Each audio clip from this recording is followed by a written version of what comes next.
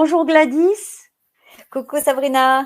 je suis ravie de te recevoir sur la chaîne du MAPIF. Écoute, merci à toi pour cette invitation et puis j'en profite tout de suite justement pour te féliciter d'être revenu et d'avoir créé cette ONG.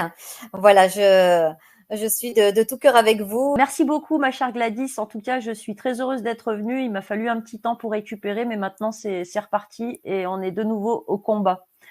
Alors pour ceux qui ne te connaîtraient pas encore, est-ce que tu pourrais te présenter succinctement et expliquer un petit peu pourquoi on fait cette émission aujourd'hui et qu'est-ce qui fait qu'une femme comme toi aujourd'hui prend la parole publiquement pour raconter son histoire?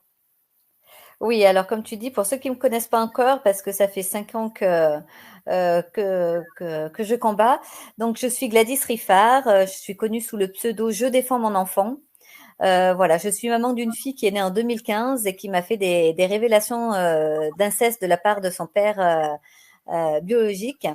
J'ai porté plainte donc en 2018 et là, c'est engagé toutes des procédures judiciaires inversées, puisqu'on n'a pas cru la parole de ma fille.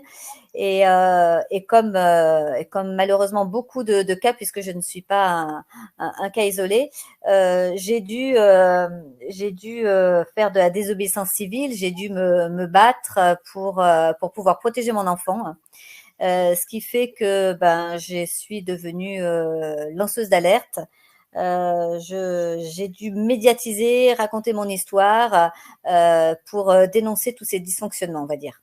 Donc là, tu dénonçais l'inceste du père sur ta fille et il se trouve que toi, tu as eu la chance de pouvoir mettre ta fille à l'abri. Est-ce que tu peux nous raconter juste brièvement cet épisode-là? Du moment où j'ai porté plainte pour un inceste, il faut savoir qu'il y a tout un protocole qui se met en place. Donc c'est classé sans suite et puis ensuite on veut nous désenfanter et pour éviter justement qu'on m'arrache mon enfant des bras, j'ai quitté le pays carrément. Voilà, parce que j'étais en danger puisque je n'étais pas prise au sérieux malgré plusieurs plaintes contre monsieur pour violence également, pour coups, pour menaces et insultes. Donc n'étant pas prise au sérieux et sachant ce qui allait arriver, qu'on allait vouloir placer mon enfant, nous sommes partis à l'étranger, nous sommes partis en Espagne. Voilà. Et aujourd'hui, du coup, ta fille est toujours en Espagne. Alors, j'ai beaucoup de chance par rapport à tous les autres dossiers que je connais, parce que ils n'ont toujours pas extradé ma fille. La protection de l'enfance espagnole l'a protégée. Alors, elle est actuellement avec ma maman, parce que ma maman m'a suivie et vit là-bas. Donc, je suis au moins rassurée de ce côté-là, c'est elle est en sécurité. Euh, et par rapport à d'autres parents, même si moi j'ai été extradée et incarcérée, eh ben ils ne m'ont pas trouvée avec mon enfant parce que je connais d'autres dossiers, je connais d'autres mamans qui ont essayé de fuir, qui se sont cachées, mais du moment où on trouve l'enfant avec la maman, eh ben on enlève tout le monde, on met la maman en prison et puis on met l'enfant. Si on le remet pas au père incestueur, euh, on le place à l'ASE quoi. Oui, effectivement.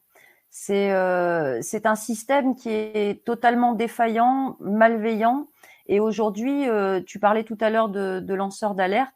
Aujourd'hui, tu milites et tu œuvres aussi pour les autres enfants et d'autres parents protecteurs. Est-ce que tu peux nous parler un petit peu de ce combat? Quand j'ai compris tout ce qui se passait, que je n'étais pas un cas isolé et qu'il y avait vraiment un gros problème au niveau de la justice française, j'ai décidé de créer une association et de devenir présidente pour pouvoir justement dénoncer, informer ce qui se passait sur les réseaux sociaux, mais également pour pouvoir approcher les élus locaux, les députés, les sénateurs, les institutions pour informer, pour essayer de trouver des solutions à tout ça. Et du fait d'avoir créé cette association, j'ai pu récupérer un grand nombre de témoignages. Beaucoup de parents protecteurs sont venus vers moi pour témoigner également de ce qui leur arrivait. Donc mon but, bien sûr, a été de pouvoir les aider, pouvoir les prévenir de ce qui allait se passer, euh, pour les accompagner, puisque c'est vraiment une destruction institutionnelle qui est mise en place contre le parent protecteur.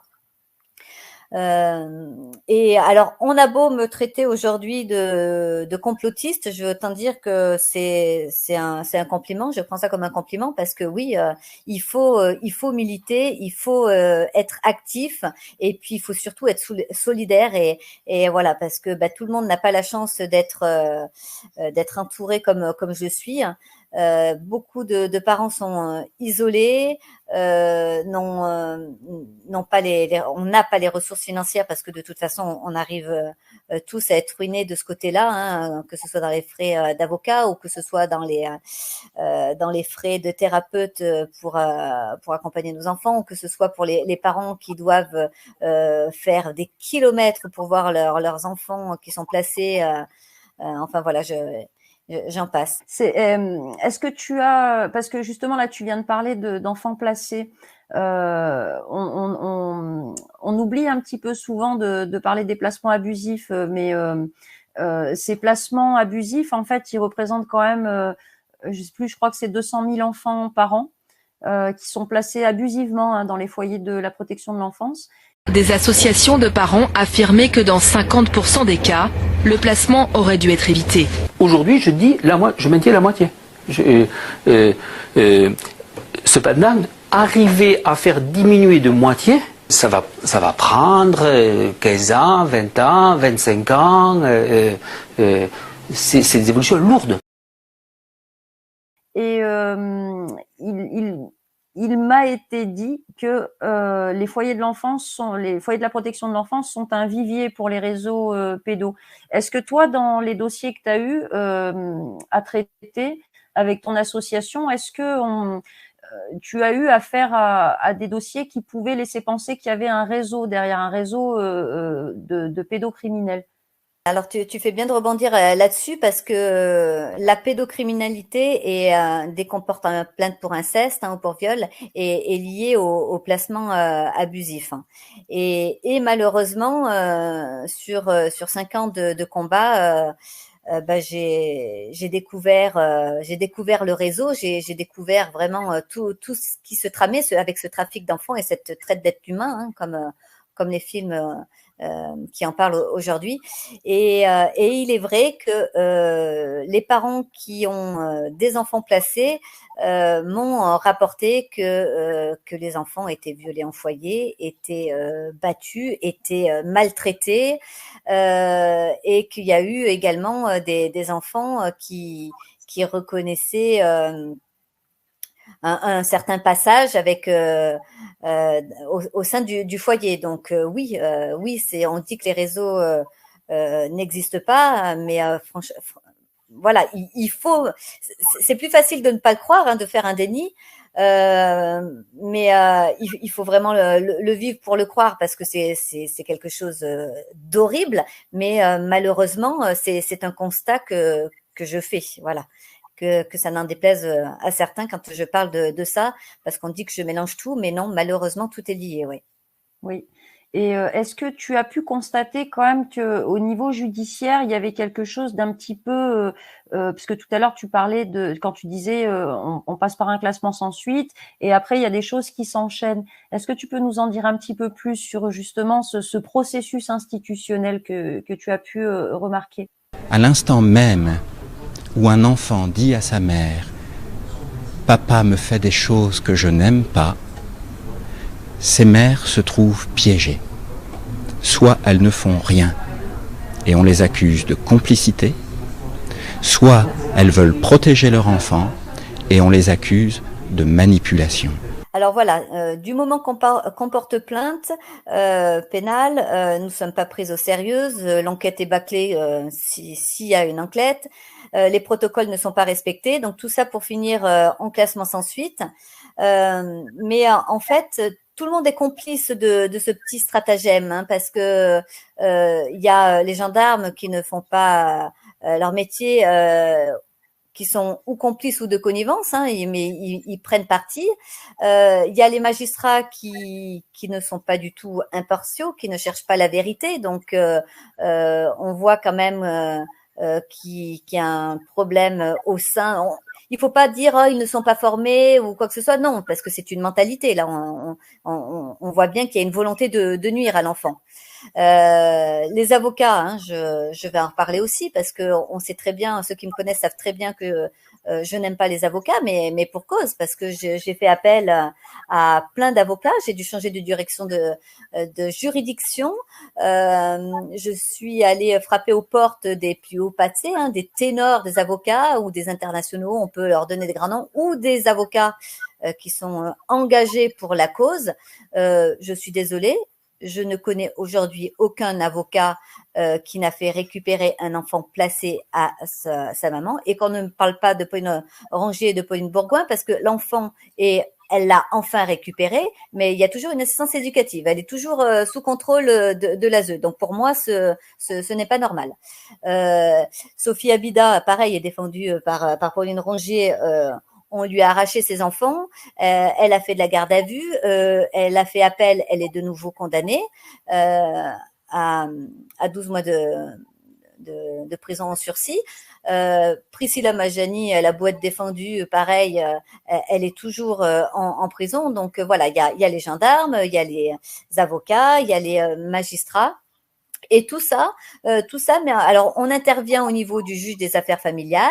Il faut intervenir le juge des enfants, et puis alors après, donc arrive l'ASE, hein, l'aide sociale à l'enfance, qui eux rendent des rapports qui sont complètement mensongers, tout à l'inverse contre le parent protecteur. Enfin, il y a de quoi. Il y a de quoi écrire un livre, croire que ce n'est pas possible. Et quand on fait appel justement aux politiciens, hein, pour informer de ça, alors aujourd'hui on en parle beaucoup puisqu'il y a le projet de loi d'Isabelle Santiago, puis il y a les préconisations de la Civise. Mais moi, sincèrement, depuis 5 ans, on me disait tous mais non, ce n'est pas possible. Alors il y a peut-être 5 ans, on pouvait ne pas être au courant. Aujourd'hui, ne pas accepter les témoignages des parents comme moi qui vivent ça, c'est vraiment une volonté de ne pas aller plus loin, de pas chercher, surtout quand le président de la République dit que c'est une priorité dans son quinquennat. Ces témoignages, ces paroles, parfois ces cris, plus personne ne peut les ignorer. Je veux juste vous dire, on est là. On vous écoute. On vous croit. Il nous faut entendre, recueillir les témoignages des victimes, même des années, des décennies après. Il nous faut punir les criminels pour leurs actes passés et pour empêcher toute récidive. Je suis désolée, nous sommes plusieurs à avoir fait appel à Charlotte Cobel, la secrétaire chargée d'État, avec qui j'ai pu m'entretenir grâce à Annette Gouet du MeToo ASE. Alors, j'ai pas pu m'entretenir avec Charlotte Cobel parce que elle fait toujours intervenir quelqu'un d'autre par intermédiaire, mais ils connaissent nos dossiers, ils savent ce qui se passe. Alors aujourd'hui, il faut agir dans l'urgence et mettre en place des procédures qui vont prendre des années. Ça veut Vu le nombre d'enfants incestés aujourd'hui, les traumatismes que ça engendre, mais si on attend 10 ans, ça va être un drame. Je pense qu'il y a assez d'enfants aujourd'hui devenus grands avec le hashtag MeToo inceste qui parlent, malgré les amnésies traumatiques, malgré des gens des enfants qui n'ont pas été crus et qui dénoncent aujourd'hui. Pour constater des faits, quoi. Et oui, parce que du coup, on est vraiment face à un problème de santé publique majeur, parce que là, les chiffres parlent de 1 enfant sur 5 victime de viol ou tentative de viol en Europe. En France, on dénombre 160 000 enfants victimes sur 720 000 naissances en 2020, me semble-t-il. Donc ça fait bien 1 enfant sur 5 en France également.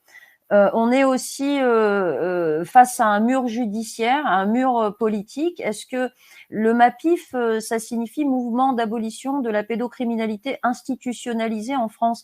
Qu'est-ce que ça t'inspire, le mot institutionnalisé, cette pédocriminalité institutionnalisée? Oui, ça porte bien son nom, son nom parce que un dysfonctionnement, c'est un problème gouvernemental et institutionnel parce que tout est mis en place à ce niveau-là. Donc voilà, je ne veux pas retourner le gouvernement, hein, je ne vais pas en arriver là, surtout que la politique ce n'est pas mon truc, mais il y a un moment on ne peut pas ne pas se taire parce que sinon on est fautif de ne pas faire bouger les choses parce qu'il faut modifier ça, il faut tout changer au niveau institutionnel, vraiment. Surtout concernant la protection de l'enfance, il y a de véritables dysfonctionnements. Et quand le MAPIF parle de pédocriminalité institutionnalisée, pédocriminalité dans son sens large, hein, des crimes sur les enfants, c'est-à-dire que quand on arrache un enfant à sa famille parce qu'il serait trop fusionnel avec sa mère ou parce que la mère est épileptique, ou enfin j'en ai entendu, autant que toi ma chère.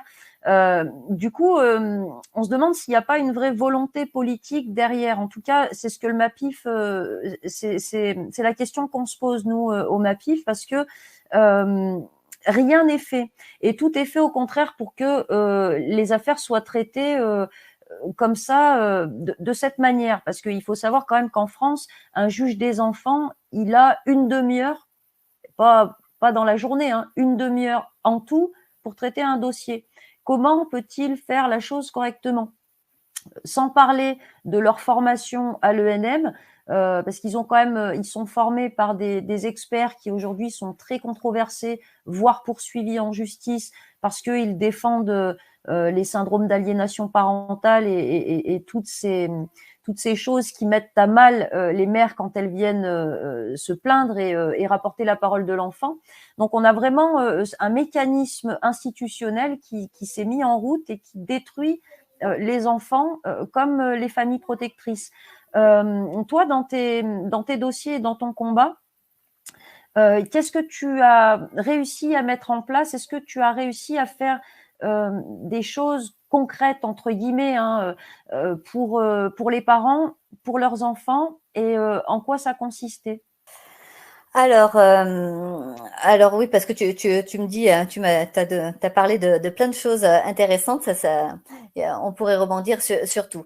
Alors pour les parents, d'abord le but est que j'ai pas mal de visibilité sur les réseaux pour prévenir de ce qui se passe, pour informer, pour qu'une maman aujourd'hui si un enfant vient lui faire des révélations, ne tombe pas des nues et puis puisse anticiper et ne soit pas aussi naïve que nous l'avons été.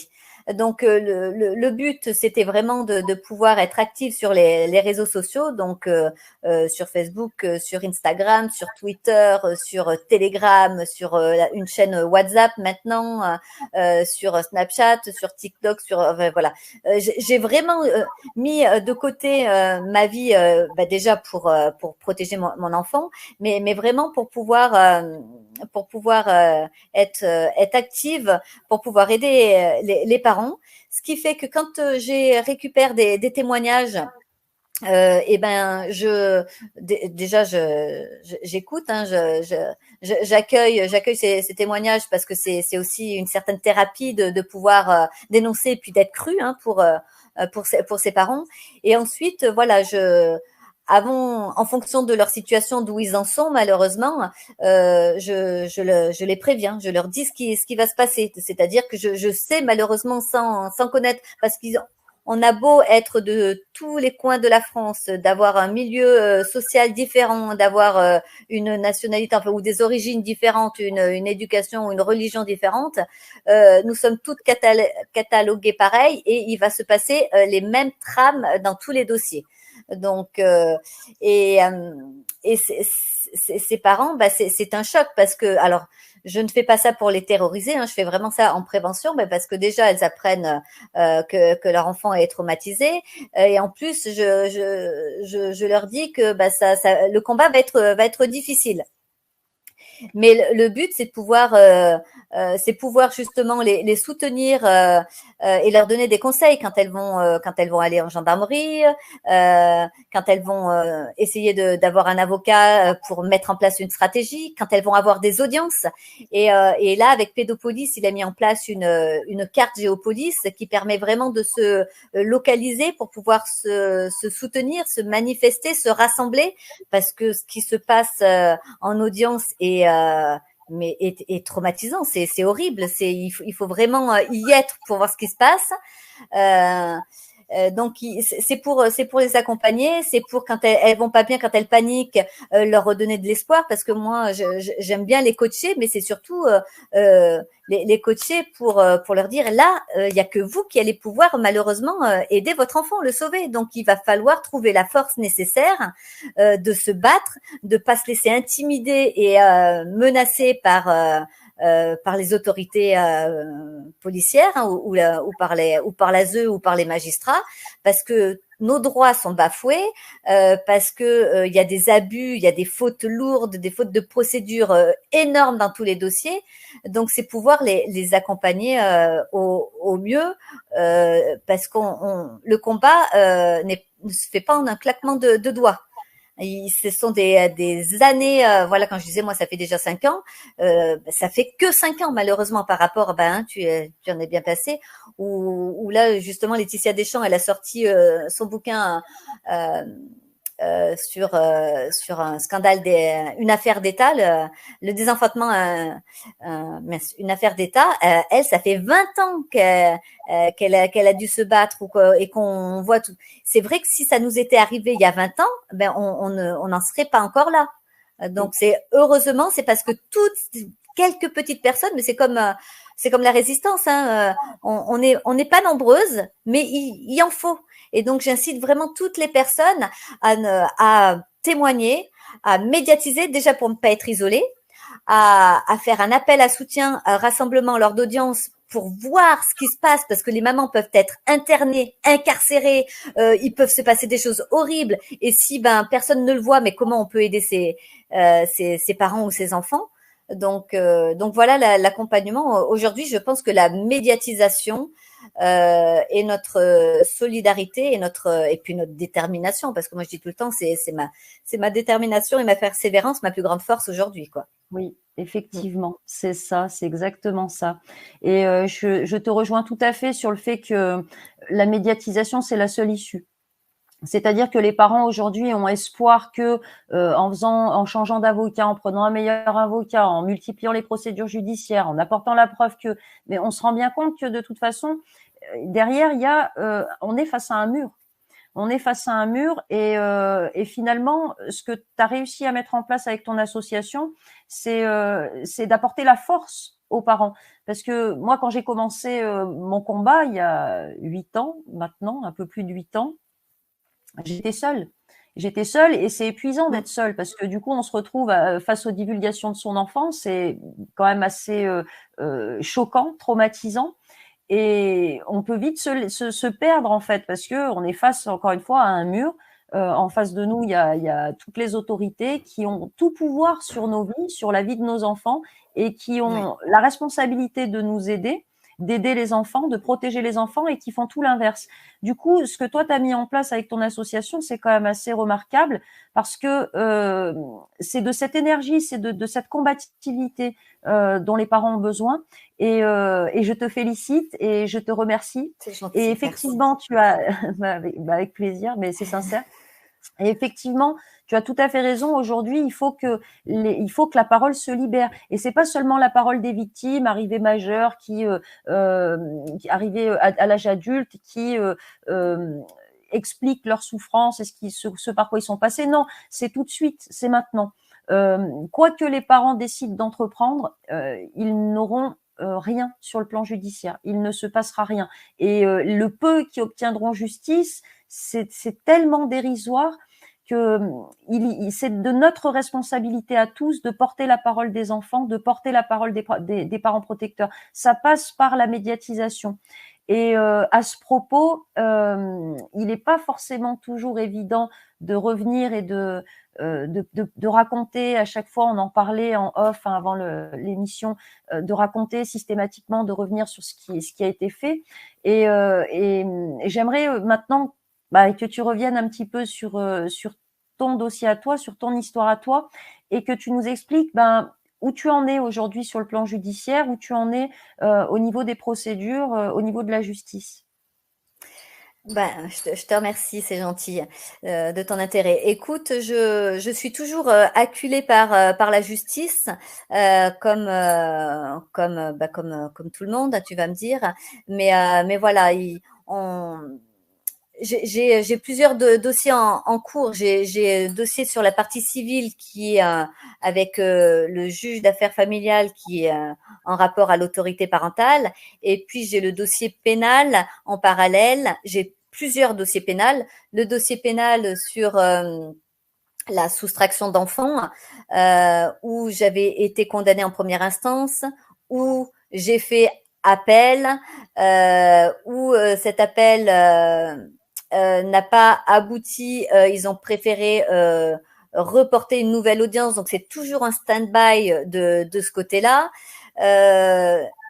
Donc, en parallèle à ça, je suis harcelée par le SPIP. Alors, le SPIP, c'est le conseiller pénitentiaire à qui je dois rendre des comptes par rapport à ma condamnation.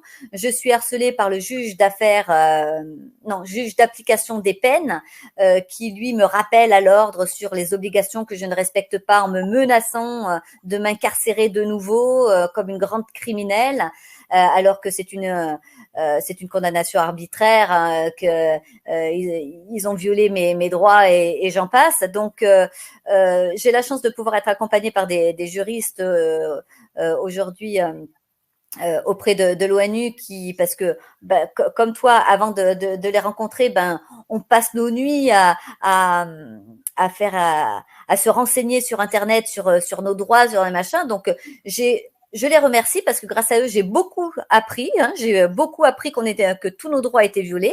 Donc au moins, grâce à ça, je peux leur tenir tête et puis je peux donner ces informations à d'autres parents pour pas qu'ils se laissent avoir cette fois-ci.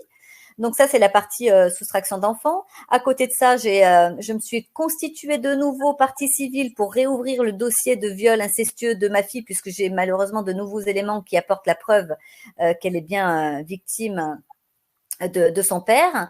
Mais ça, c'est pareil, les procédures sont longues, donc c'est toujours en attente. Et puis comme moi je me suis dessaisie d'avocat parce que voilà, en 5 ans ça a été un petit peu long, mais j'ai compris que ce n'était pas eux qui arriveraient à tenir tête aux magistrats pour me défendre, parce que quand ils sont pas de connivence, ils ont une pression énorme, donc ils ne peuvent pas se confronter aux magistrats. Et pourtant j'ai pas de regrets. J'ai mis des milliers avec ma famille. On a mis des milliers pour pouvoir, en pensant que en mettant de l'argent, un bon avocat, lui, il va nous défendre. Non, ça n'a rien à voir. Donc je suis aujourd'hui sans avocat puisque je m'en suis dessaisie. Mais du coup, j'ai été prévenue au dernier moment, parce que ça, c'est un petit peu leur stratégie, leur stratagème, d'une audience en cours d'appel à Chambéry sur le juge d'affaires familiales qui allait être présentée le 19 décembre.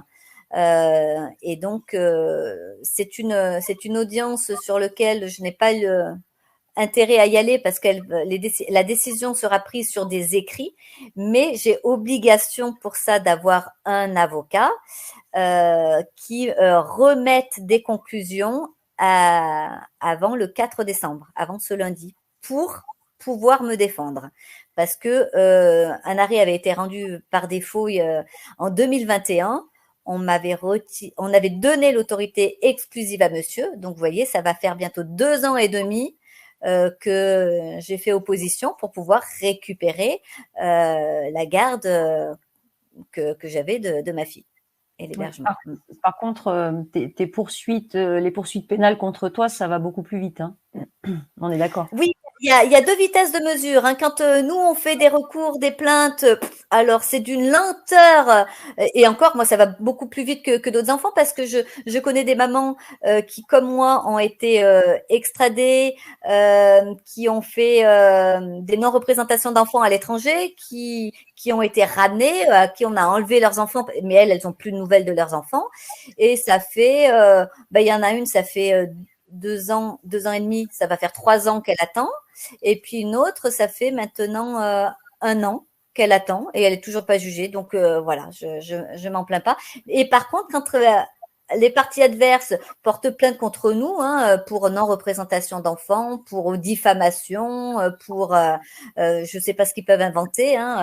Ah oui, si qu'on est folle et que les enfants sont en danger. Voilà, ça déclenche tout de suite c'est hallucinant.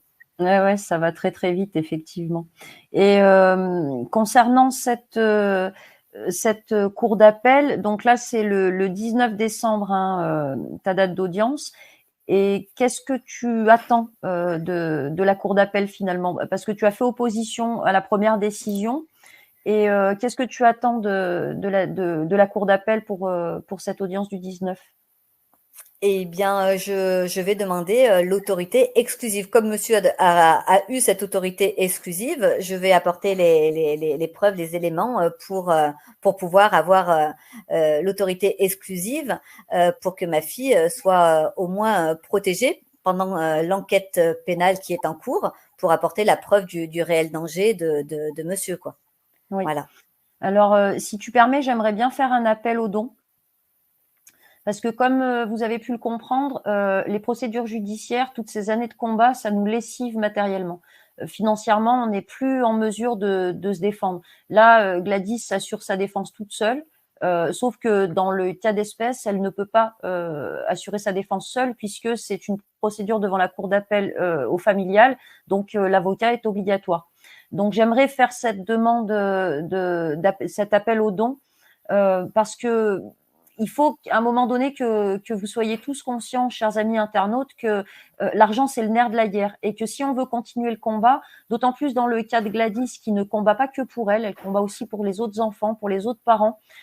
Si on veut continuer le combat, il faut qu'on soit soutenu. Et c'est certainement pas notre État qui aurait en principe l'obligation de le faire, qui le fait. Au contraire, notre État nous met à terre. Donc, merci, chers amis internautes. Je mettrai le lien de ta cagnotte, ma chère Gladys, en description de cette vidéo. Et s'il vous plaît, soyez généreux. Soyez généreux parce que l'argent, c'est le nerf de la guerre. Voilà.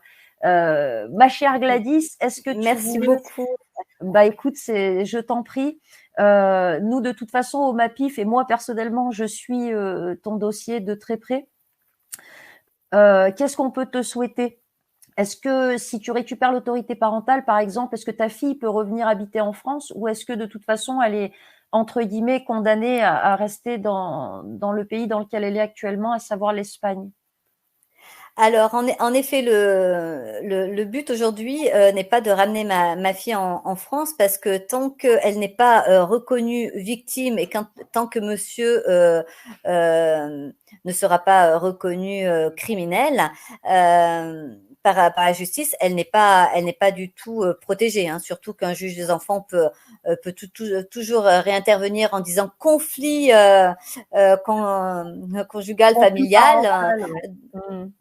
Parental, voilà, tout à fait. Donc non. Puis là, ça fait 3 ans qu'elle est en Espagne, qu'elle est scolarisée, qu'elle aime voilà, elle a tout son environnement, elle a la langue, elle est donc pour l'instant, il n'y a pas le but. Après, bien sûr, qu'on aimerait pouvoir y revenir parce que nous, on a toute notre famille, on a les oncles, les tantes, les grands-parents, les cousins, les cousines.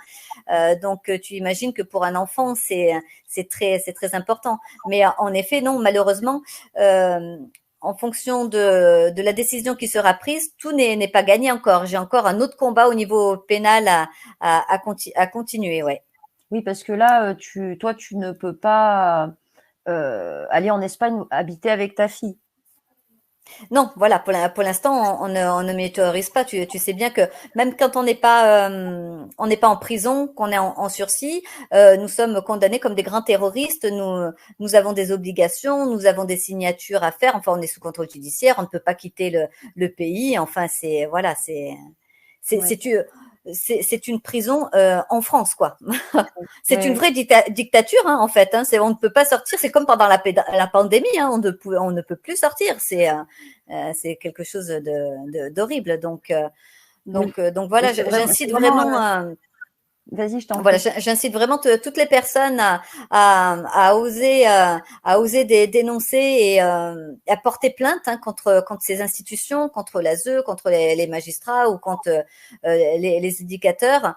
Voilà, moi, les personnes qui me contactent, bien sûr, je les envoie vers la MAPIF parce que je suis extrêmement soulagée de me dire qu'il y a une ONG qui prend le relais parce que toutes ces démarches au niveau ne serait-ce que au niveau judiciaire, mais même au niveau de l'ONU que tu entreprends, c'est laborieux, c'est long, donc euh, donc plus on sera nombreux à dénoncer ça, plus ça va faire boule de neige. Effectivement, merci beaucoup Gladys. C'est vrai que j'aimerais aussi appeler, voilà, je veux faire comme toi, appeler les parents au courage, courage parents protecteurs. On a une cause qui est la plus noble et la plus importante qui puisse être, c'est nos enfants.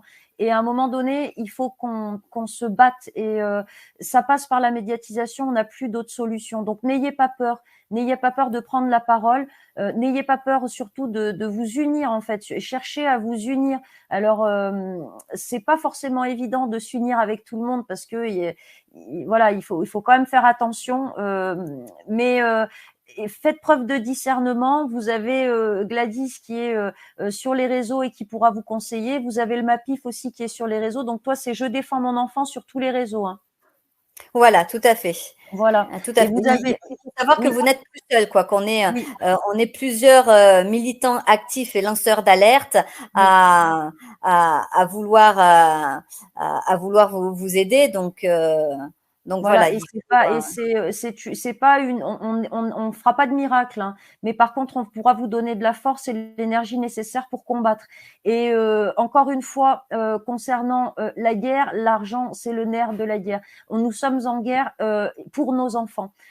Il faut que à chaque fois en fait qu'un parent protecteur vous demande de l'aide financière, c'est pas pour aller se payer un voyage aux Maldives, hein, c'est vraiment vital pour nous. Donc, n'hésitez pas, je vous mets la cagnotte de Gladys en description de cette vidéo et merci de votre générosité, mais c'est même pas de la générosité, c'est vital pour vous aussi, pour vous, pour vos familles, parce que ce qu'on a vécu nous, ça peut vous arriver à vous aussi.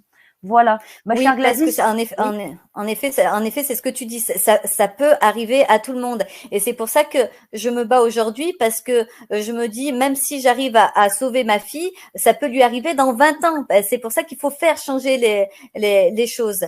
C'est Et voilà, exactement ça. on me dit, mais comment on peut t'aider? Alors voilà, Sabrina, elle, ça fait 8 ans qu'elle fait des émissions radio. Là, elle a une connaissance en juridique énorme. On peut aider en médiatisant, on peut aider en partageant, on peut aider, comme dit Grain de Sable, si chacun met son petit grain de sable et si chacun mettait ne serait-ce que 1 € sur les nombres de vues des vidéos, je vous assure que ça nous aiderait énormément, nous, Ça changerait tout. lanceurs d'alerte, pour pouvoir entreprendre des procédures et faire bouger les choses. Ouais. Et oui, ça changerait tout parce que vous n'êtes pas obligé de casser le cochon, mais à un moment donné, enfin, c'est vital et nécessaire que vous soyez investis, que chacun d'entre vous soit investi dans cette cause parce qu'elle est gigantesque et qu'elle peut vous toucher à tout moment.